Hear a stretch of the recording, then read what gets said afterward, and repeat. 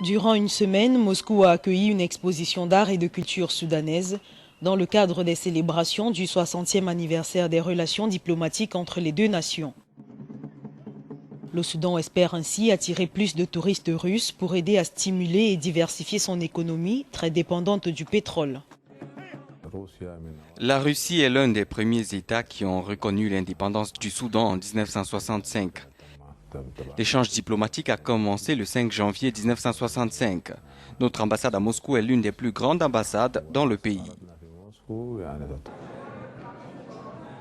L'exposition à Moscou a été organisée comme une fête de la culture soudanaise, mettant en évidence le caractère unique de plus de 500 groupes ethniques. De la robe traditionnelle à la danse et à la cuisine, en passant par les tatouages aux aînés, les visiteurs ont pu découvrir la richesse et la variété de la culture soudanaise. Je pense qu'une partie du message a maintenant atteint le public qui interagissait et dansait avec nous. Cela restera dans leur mémoire. C'est le but principal de notre venue ici.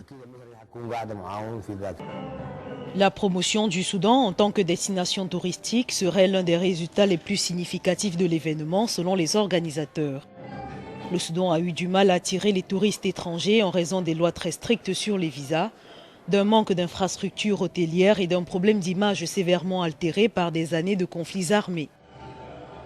Khartoum entend promouvoir le tourisme pour aider à compenser la perte d'une grande partie de son pétrole depuis l'indépendance du Soudan du Sud il y a 5 ans.